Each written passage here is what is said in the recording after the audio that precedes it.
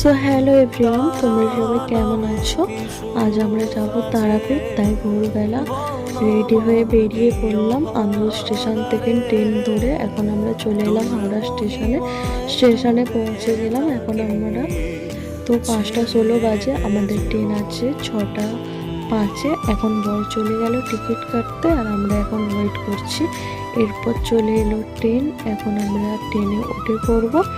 আমরা চলে যাচ্ছি ট্রেনে। তো এখন আমরা ট্রেনে উঠে পড়েছি। এখন ট্রেন স্টেশন থেকে ছেড়ে দিল 6:05-এ। এখন আমরা তো এরপর ট্রেনে উঠে মেয়ে কোয়েশ্চেন চালু, তার বাবার কাছে জিজ্ঞাসা করছে এটা কি ওটা কি, আর তার বাবা আনসার দিচ্ছে কোনটা কি বলছে মেয়েকে।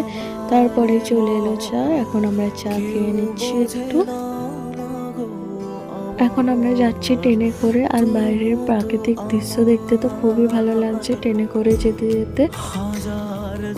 এখন মেয়ে ঘুমিয়ে গেছে আমার কোলে, অনেকটা ভোরে উঠেছে তাই ঘুমিয়ে পড়েছে। আর এখানে শিপ সেজে ট্রেনেতে একটা বাচ্চা উঠেছিল, তখন মেয়ে উঠে গেছিল, গিয়ে ওর মুখে হাত দিচ্ছিল। তারপরে আমরা পৌঁছে গেলাম রামপুরহাট স্টেশনে। এখন আমরা স্টেশনে নেমে পড়লাম। এরপর স্টেশনে নেমে আমরা একটু কিনে নিলাম ঘুগনি, তারপরে আমরা ঘুগনি খাচ্ছিলাম। আর তারপরেই চলে এলো বন্দে ভারত। আমার মা পাপা বন্দে ভারতে ছিল আর আমরা অন্য ট্রেনে ছিলাম, ওরা ট্রেন মিস করেছিল। তারপরেই ছিল বন্দে ভারত, তো ওতে করে চলে এসেছিলো। আমরা এখন পৌঁছে গেলাম রামপুরহাট স্টেশনে। এখন আমরা গাড়ি করে চলে যাব তারাপীঠ। এখন আমরা গাড়িতে উঠে পড়লাম, এখন আমরা চলে যাচ্ছি তারাপীঠে। এরপর আমরা রাস্তায় যেতে যেতে পড়লো মায়ের মন্দিরের গেট, আর আমরা চলে এলাম এখন।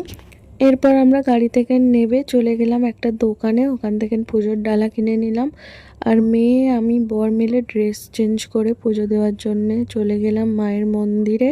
আমরা যখন গিয়েছিলাম মায়ের মন্দিরে গেট বন্ধ হয়ে গেছিলো আর লাইনটাও অনেকটা ছিল। এরপর গেট খুলবে 1:30টায়, আমরা গিয়ে লাইনে দাঁড়িয়ে পড়লাম। এরপর লাইনটা এগোচ্ছিল, গেট খুলেছিল। তো আমরা এখন চলে যাচ্ছি মায়ের মন্দিরে। আর এখানে মেয়ে পাপার কোলে, আর এখানে ভিড়টাও প্রচুর হয়েছিল।